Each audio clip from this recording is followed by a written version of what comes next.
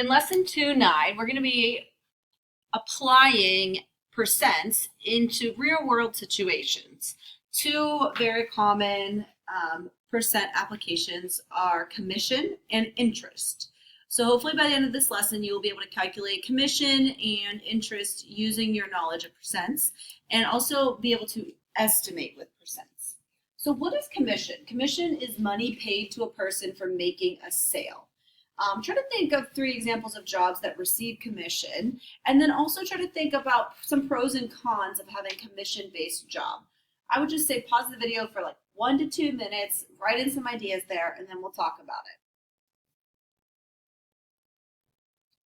it. Okay, so hopefully you gave this some thought. I wrote down like 5 examples of commission-based jobs. So car salesman, if you ever go with your parents to buy a car, a lot of times you can negotiate the price because the guy really wants to get the sale because that's how he makes money. So you might be able to negotiate the cost and get it to come down a little bit.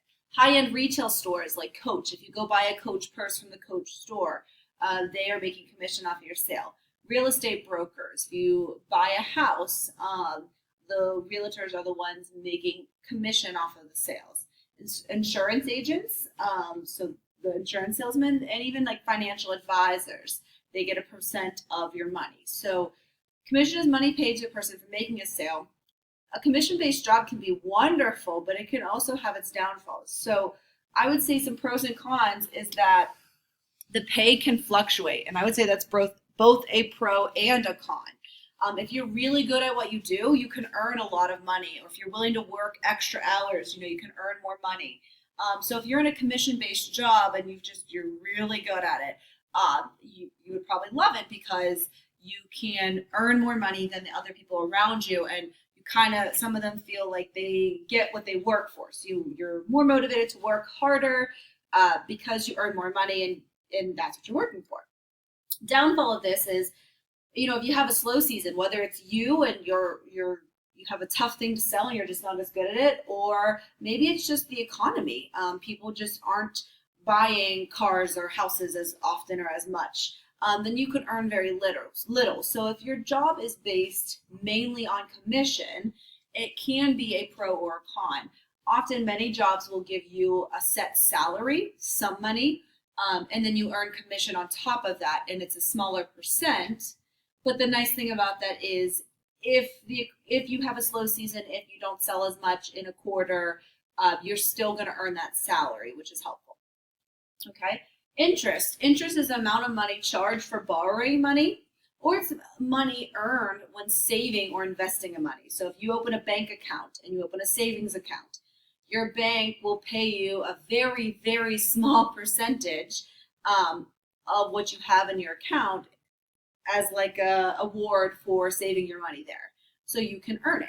However, if you have a credit card and you max out your credit card and you forget to pay it off at the end of the month, the next month that credit card company will charge you a percent of what you have purchased as a fee for like them letting you borrow their money. So interest can be great if you're earning it. It can be awful if it is being charged to you. School loans have interest, house loans have interest.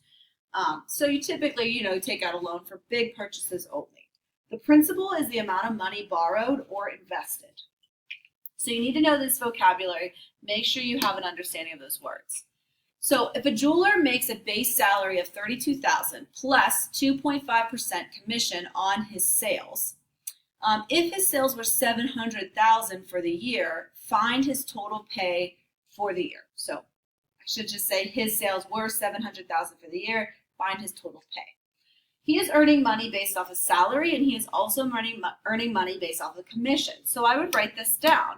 Salary plus the commission is going to equal your total pay. This is really important. Commission is always a percent of your sales. And remember, we know what of is in math. Of means to multiply. The other thing that is important to remember is that a percent can only go into your equation as a decimal. So must be changed to the decimal 4. So make sure you write that down before we dive into this word problem. You need to understand that and know that. So looking at this word problem, we can start to plug in things that we know. The jeweler makes a base salary of $32,000, so $32,000 will go in for my salary. They're also earning commission, which has to be a percent of the sales, plus 2.5% on sales. Remember, 2.5 is the percent, and it must be changed to the decimal form. So 2.5%, in order to change it to the decimal, all you would do is a percent is out of 100. So you would just divide that by 100, which is going to always be the same as moving this decimal to the left, making the number smaller twice. So remember, a percent is out of 100. That's why we're allowed to do that.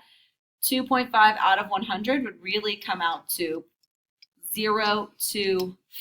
So 0.025, we moved it twice.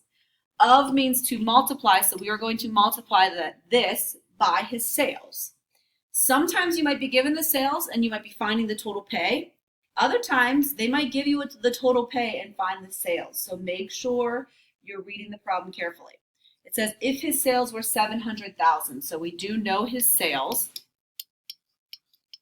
Find his total pay. So we're going to leave the total pay as our variable, and I'm going to do P, you could do T, and I'm going to define my variable right here.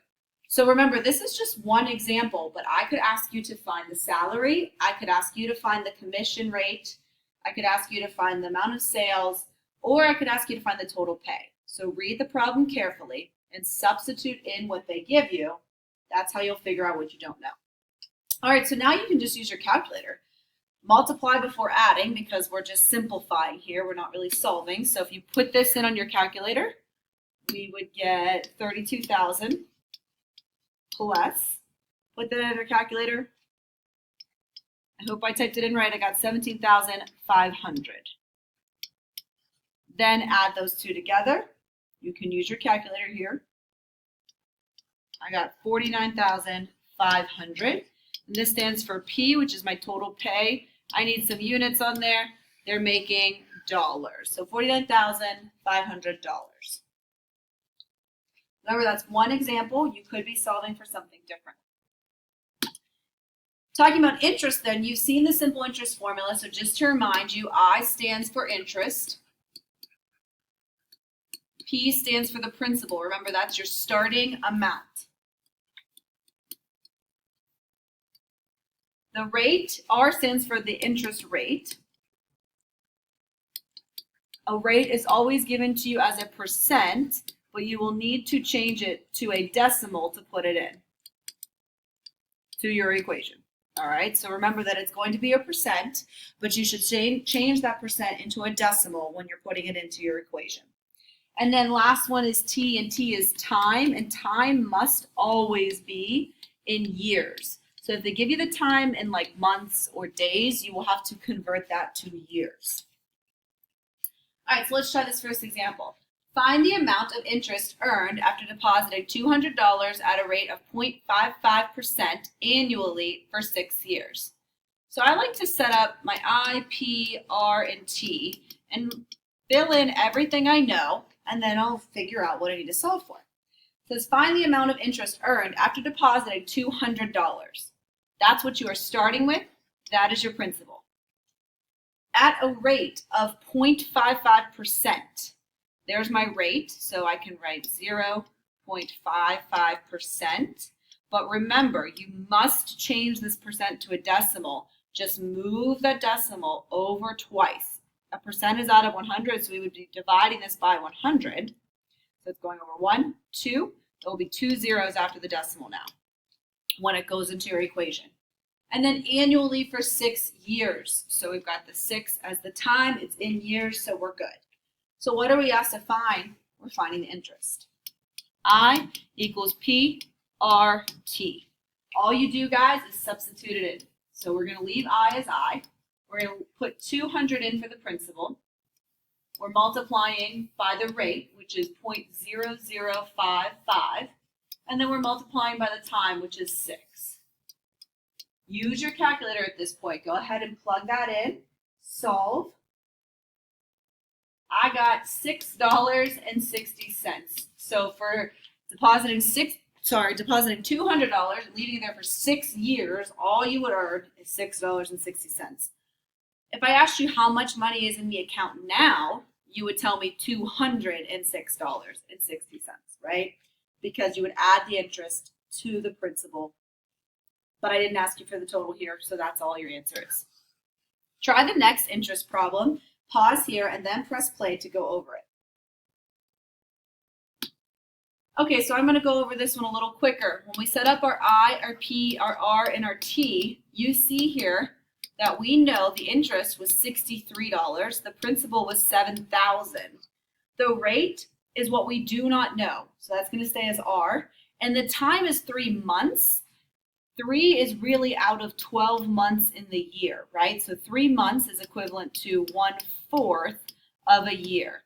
If you were given it in months, you would divide by 12. If you were given it in weeks, you would divide by 52 because there are 52 weeks in a year. So we're going to use 1/4 for time, not 3. When we put everything in here, we don't know the R this time. So we have 63 equals 7,000 times R times 1/4. I would multiply 7,000 times the 1/4 first because they're on the same side. Even though the R is in between, remember we have the commutative property which allows us to rearrange with multiplication.